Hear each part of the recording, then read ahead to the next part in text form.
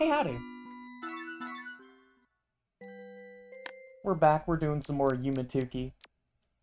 I think what I'm going to do from here on in is I'm going to alternate every other video, and I'm going to hold myself to this. Every other video will be Collective Unconscious. If every video is... for every video that I do Tuki, I'll do one video of Collective Unconscious as well, because I'm real pumped. I'm real pumped after that, after seeing that there's more stuff in Uncanny World, and there's like new idolas that I haven't seen, and there's a whole, what is basically a mask system with the Visage Idola, which looks really cool, and I wanna see more of that. Today I'm gonna do more dailies, and I think I'm gonna start with the vending machine because I actually know where that is offhand for once. Pretty sure this is where even is this?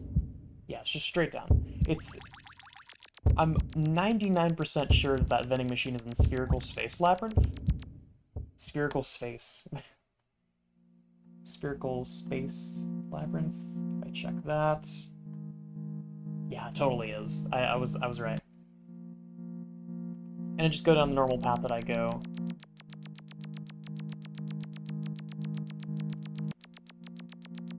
So I've been doing some fun stuff. The main new thing that I've done is,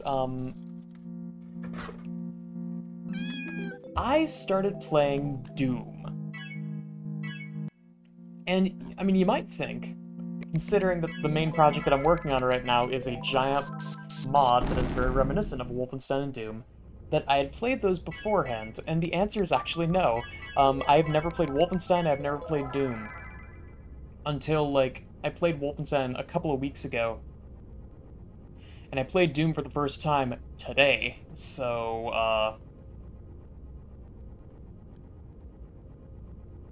I've got a lot to say about it, frankly, because I ended up really enjoying it. To a point.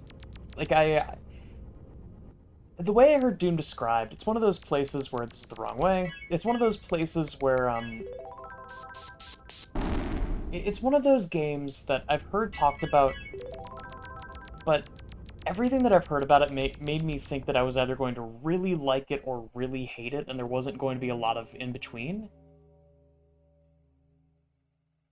And thankfully, that was not how it worked out. Actually, I had a lot of good things to say about it, and then I had a couple of bad things to say about it. That's honestly ideal for me. I like games like that, where you can have like a thoughtful discussion about the positive and negative aspects of it.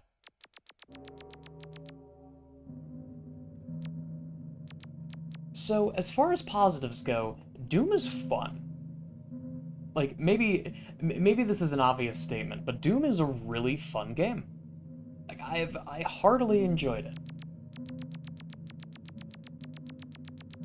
And, like, more than that,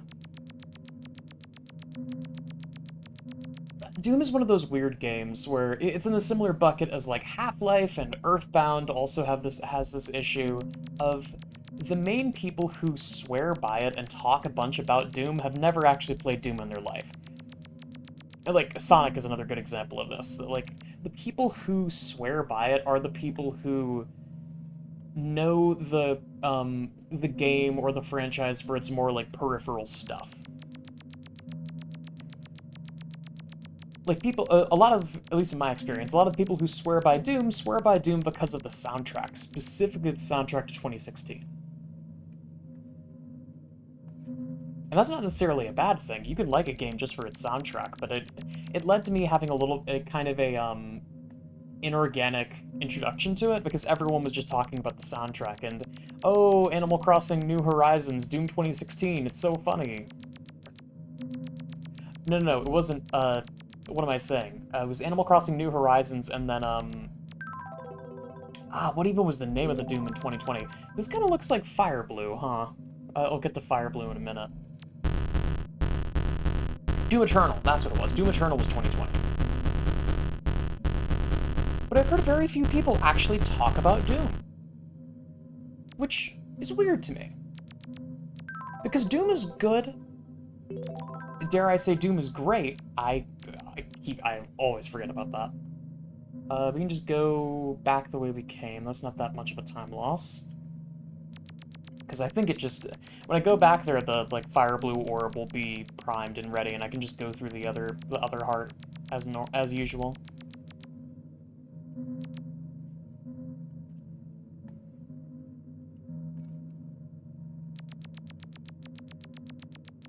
But it's one of those... Doom is one of those games that I always just, like, heard about on the periphery, and, like, everything, all the, like, discourse surrounding it, and the controversy surrounding it at the time because of, like, Doom and Mortal Kombat and the ESRB. So actually playing it was really interesting, because it was very fun. I really liked the graphical style. The music was great. I loved the gunplay. I liked the movement. There were a lot of things that I just really, really liked about it. Now, was it perfect? No, it was not perfect. Not by any stretch of the imagination. Because, unfortunately, it's one of those games that doesn't really know how to make compelling difficulty after a certain point. Like, there is compelling difficulty in that game, kind of. But after a certain point, the difficulty kind of just turns into just obnoxious stuff for the sake of obnoxious stuff. Like, I think of Limbo, which is the penultimate level in the game. It is easily the hardest and most frustrating. It's the hardest level, it's the longest level, and conveniently enough, it's also the most frustrating and obtuse level. Everything wrapped into one. I don't know why I keep opening that up. It's the map of the Nexus, for crying out loud. Let's do Verdant Promenade. Why not? Maybe this shortcut from Cypher Keyboard will take me super close, but I don't actually know where this would lead.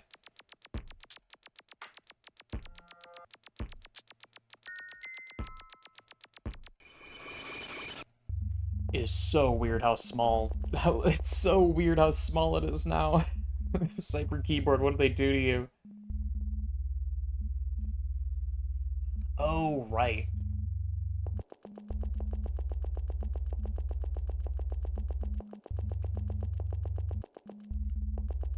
But yeah, it reached a point where the game kind of just stopped being fun for me, and unfortunately it was that point near the end of the game.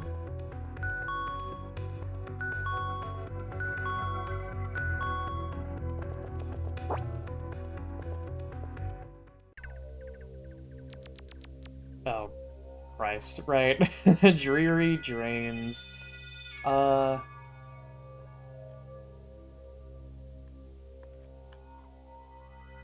the hell... Is Dreary Drains... Hang on. Dreary Drains, Silent Sewers, Dream Apartments. Right, hang on. This is much easier than going through Tesla Garden.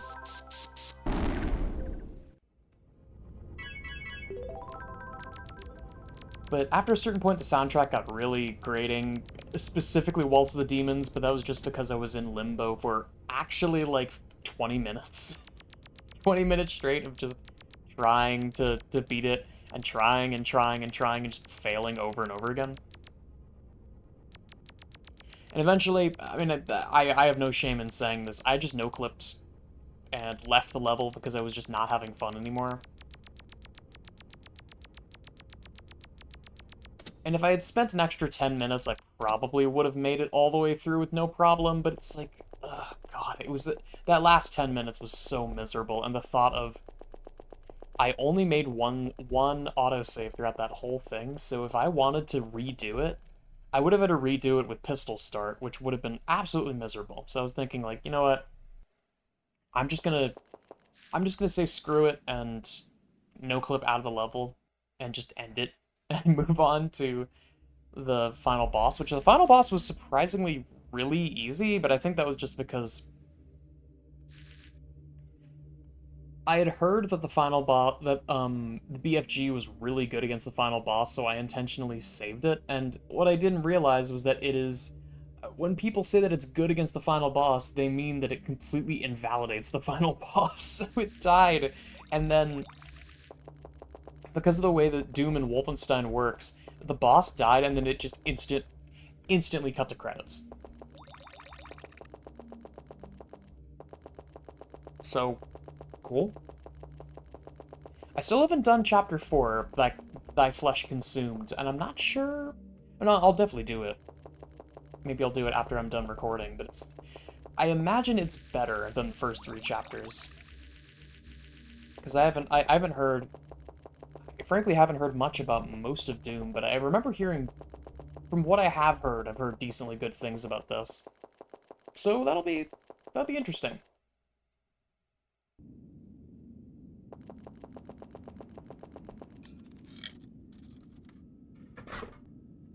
The other cool thing that I did today, which also a little disappointing, but I'm a little less chuffed about this, because this is just something that I've been meaning to try for ages, and I finally tried it and I didn't really vibe with it. I had kombucha for the first time. Which, kombucha is kind of a hard thing to explain. It is basically fermented tea. Which, on paper, seems quite good.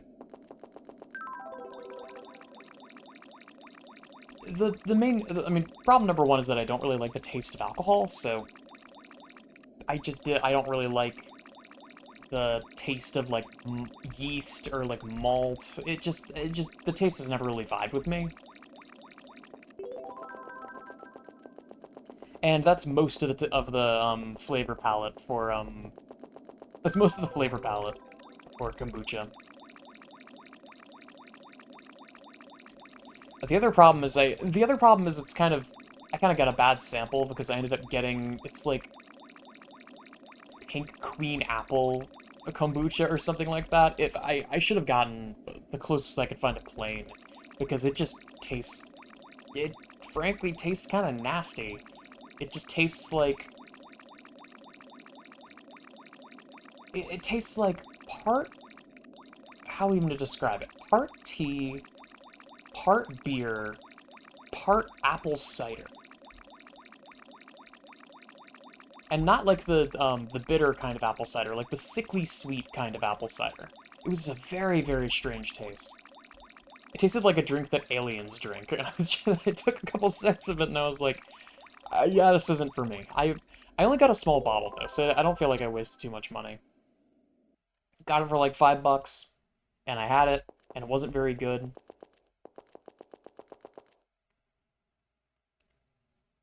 And from here, there's two things that I could potentially do. Option number one is just to throw it out. You know, no hard feelings. Option number two could be much more entertaining. I could try and make my own. Because the funny thing about... Ooh, 5 stars. Hang on, where is this Dream Apartments lead to?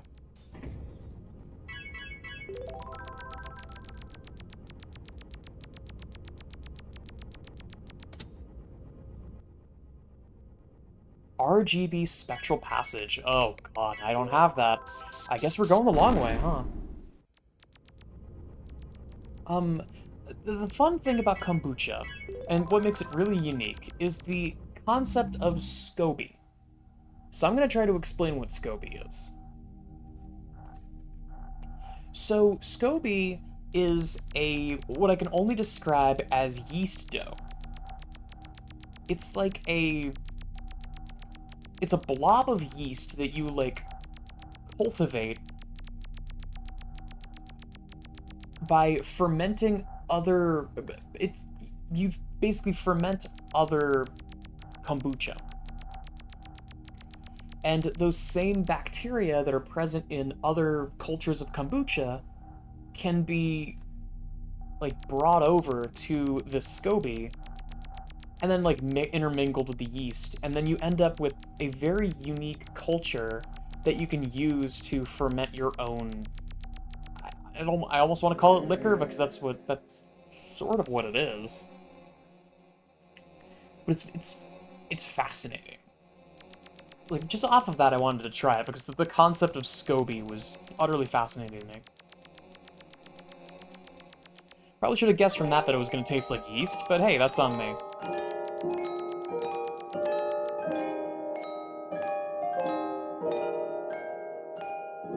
What? Okay, hold up a second. Something's up with the map here. Nexus path... Okay, so the Nexus path is...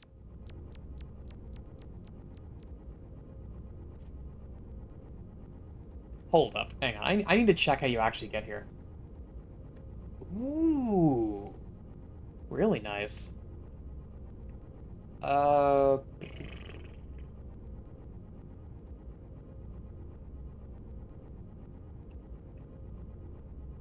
If possible, I want to try and avoid... I guess I gotta go to Acoustic Lounge. It's annoying, but is there another way to get to windowed planes? Cog Maze. Is there a fast way to get to Cog Maze? Not really. Okay. I kind of want to avoid Acoustic Lounge because it's gigantic, and also the music gets me copyright claimed, and ideally, I mean, I'm not making too much money on this, but if parts of the video get claimed, it's going to show videos outside of my jurisdiction, which I think means that it's going to show mid-roll ads. So, if possible, I'd like to avoid that. But yeah, Scooby was a weird taste. I don't know if I was a fan, but I'm definitely happy I tried it. It's another thing to add to my list, add to my, like, Boondadalin's cool summer list of things I haven't tried yet.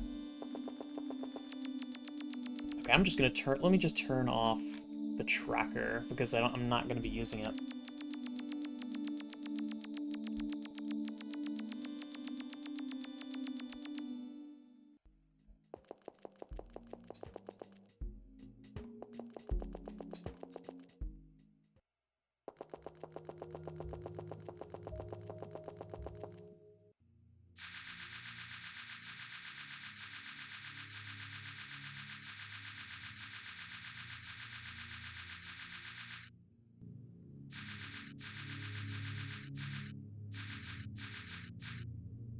But yeah, I've been like peppering new stuff into my Steam library. I also recently got Crimson, which is a to my memory a precision platformer. Someone recommended it to me when I was making. Someone recommended it to me in the comments of. I think it was in my Steam profile. Because I have a blurb on my Steam profile that says DM me your weird niche indie games, and so every once in a while I get people drip feeding me cool new games that I've never heard of, which, I mean, awesome. That is exactly what I want.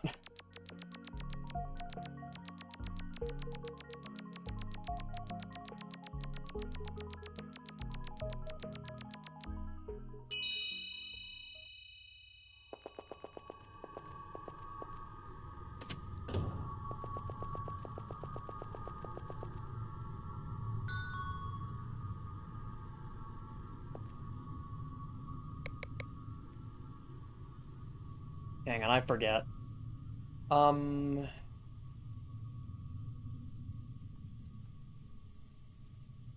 Oh, damn it.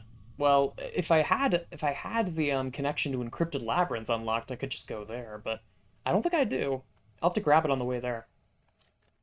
Floor 4 it is then.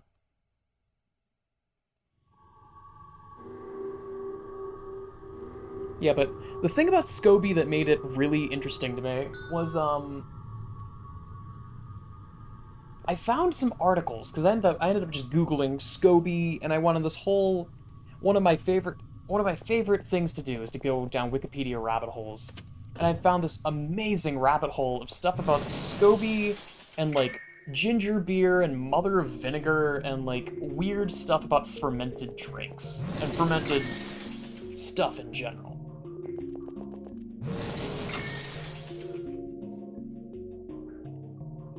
And, I mean, I learned a couple of things. The first one, maybe this is obvious to some people, but I didn't even realize that vinegar was a fermented drink. Like, it just didn't even dawn on me before. But, like, the reason why there's white wine vinegar and red wine vinegar is because, like, vinegar is basically fermented wine. It's it's a fermented drink. That's damn cool.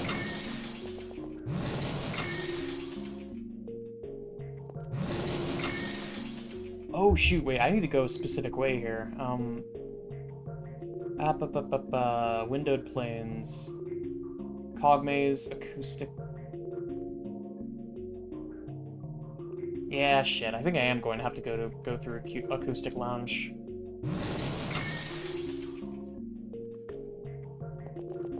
Hang on, let me try my best to circle back to the start. Apologies to everyone who I just gave war flashbacks with the term circle back. Oh, did I just accidentally find it? Yeah, I think this is Acoustic Lounge. I just accidentally walked right into it.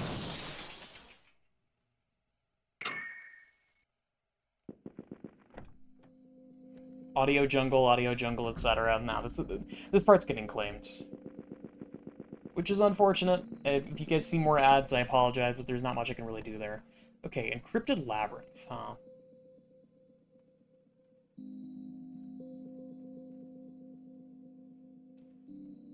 Oh, I hate this.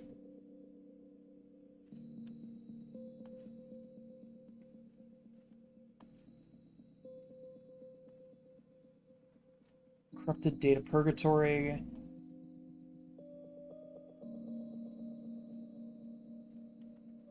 Fragmented Station.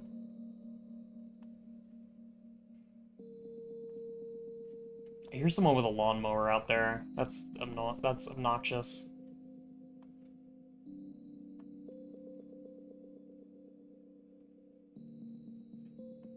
Um...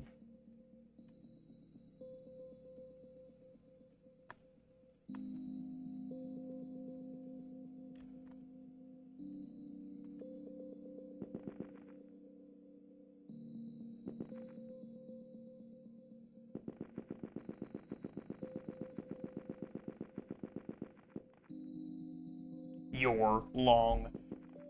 Maybe it goes without saying, but I did also play Deltarune chapters 3 and 4, and I mean, is there anything really to say? It's incredible. Like the story, awesome. Graphics, awesome. Music, awesome. There's really I have no bad things to say about it. And then I ended up doing the Snowgrave route for chapters 2 and then also for chapter 4. And that was also utterly haunting. Oh my god, wait, hang on. Are these the corner? These are the corner sitting sprites. Oh, okay. I was wondering where these would show up.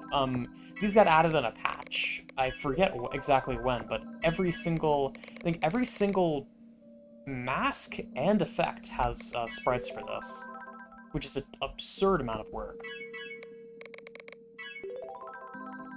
Leave it to the Tukey community to add something insane like this to the game. I think this also includes all of the ear colors too. Yeah. That is insane.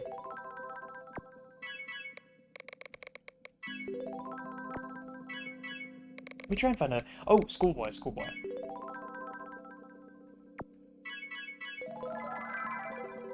Hey, nice. Lounging around.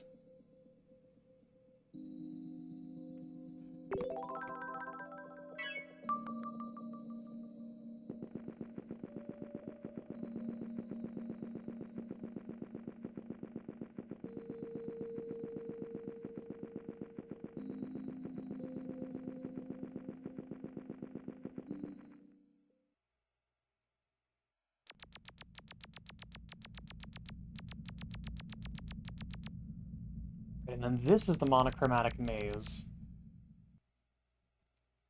Yeah, here we go.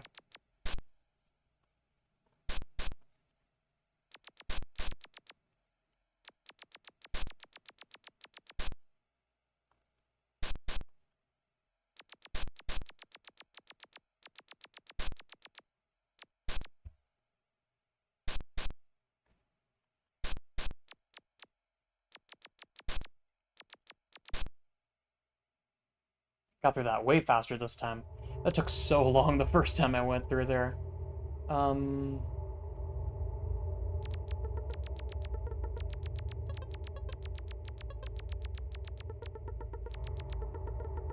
But yeah, Doom was fun. I can't wait for Doom 2. Deltarune was really, really, really fun. And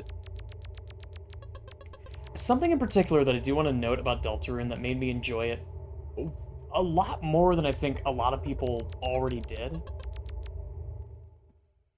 is that two of the people that worked on Deltarune are two of the lead developers of Star Providence. Pure question mark and Alex Middle. Middle? I assume it's pronounced Middle. Okay. Right. Having to remember what you even do here. This place can be kind of tricky.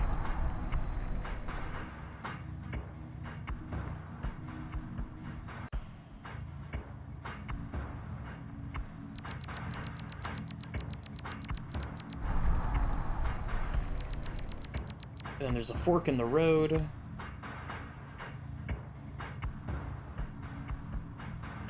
Okay, so... give me a second to trace this path real quick. D, E, F... T3, okay. So that means I have to go down here, and then just follow the path. It's down, and then down left, and I think it's just ones from here. Nope. Where's F? Oh, F goes to V. Interesting, that leads to the vending machine.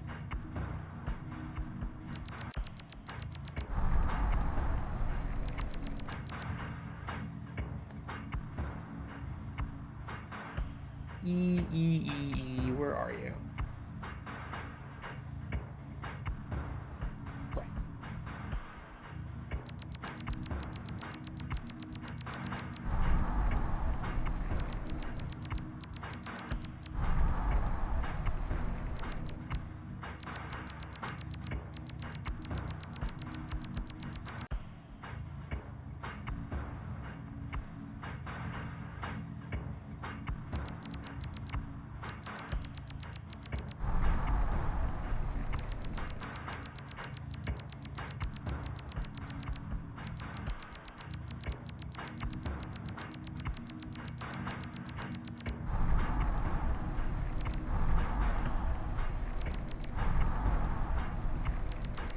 There we go.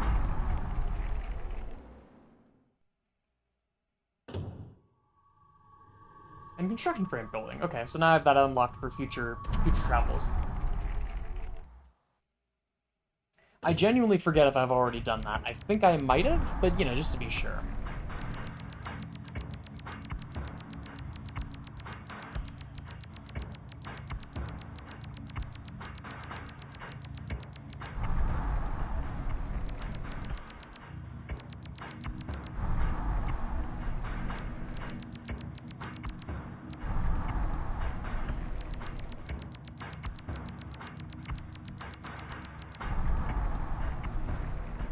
But yeah, Deltarune was amazing, and I can never... there are certain phrases. Every time like something like Undertale or Deltarune or Amori comes out, certain phrases just lose all meaning to me and fall to the meme ether. I will never be able to hear the phrase, "you're taking too long," the same way again.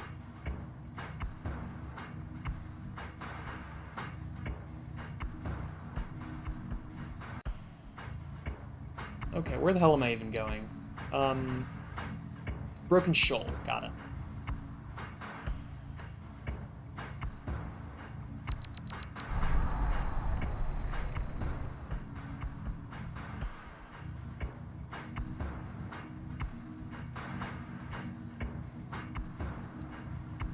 Oh, sorry.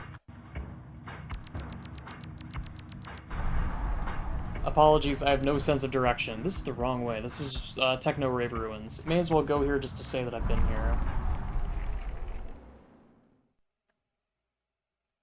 And maybe this goes in the direction that I'm looking for, but I kind of doubt it. Yeah.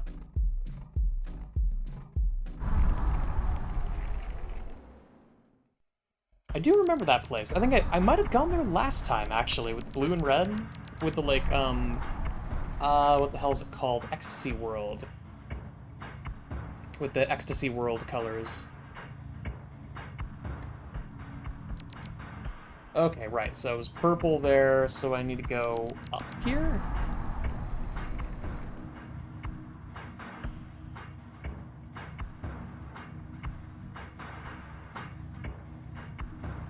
Hang on, T3. God, I am not a fan of the way that this map is laid out. T3, there you are.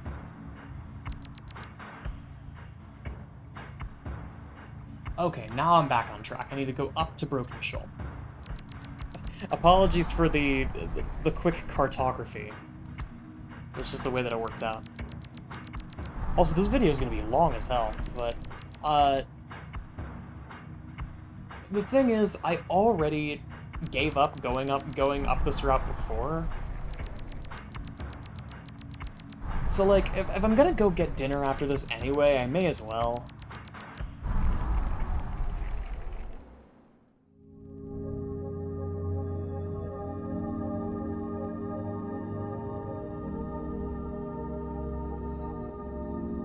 And then blue-black maze. Ooh. So straight up.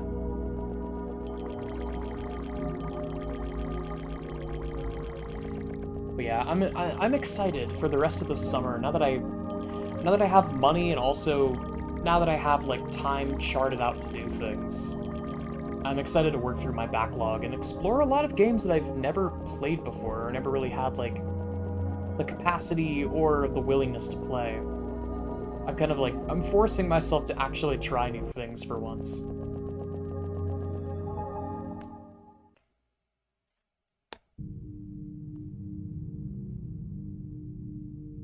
Oh.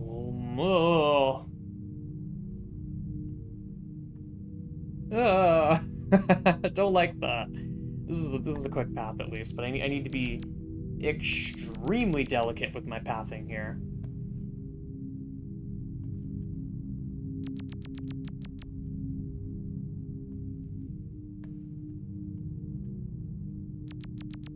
I'm thinking I might go get some Italian food after this, I'm not sure.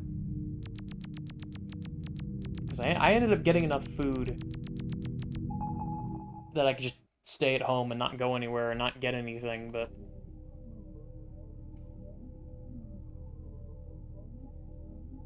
I'm in a situation where I really could just get food anyway. Because worst case scenario, I can just take what I don't eat and bring it back home with me. Because a fun fact, my parents are currently in Amsterdam and I'm watching their house for them. So I've had to, like, meal prep for the next 6 days because they have almost nothing here that's edible and isn't bound to go moldy over the course of those 6 days.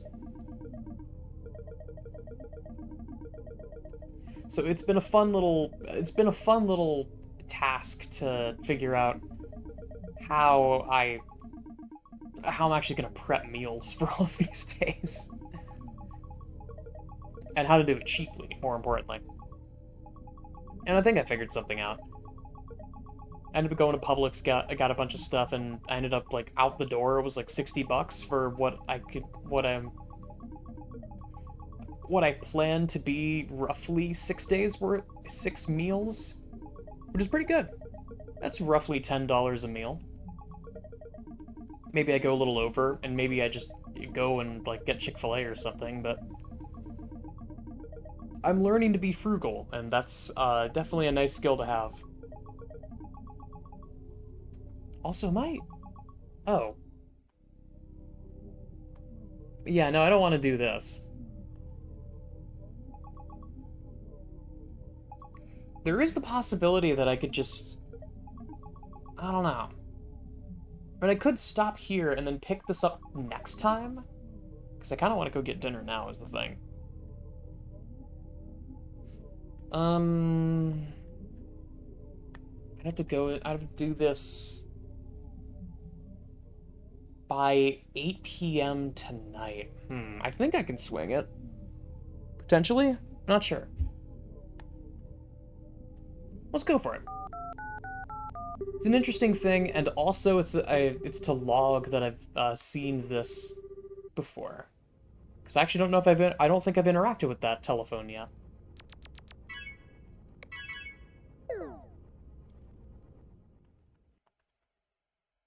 But next episode, daily or not, I'm going to run the rest of that path up to Rainy Sundial.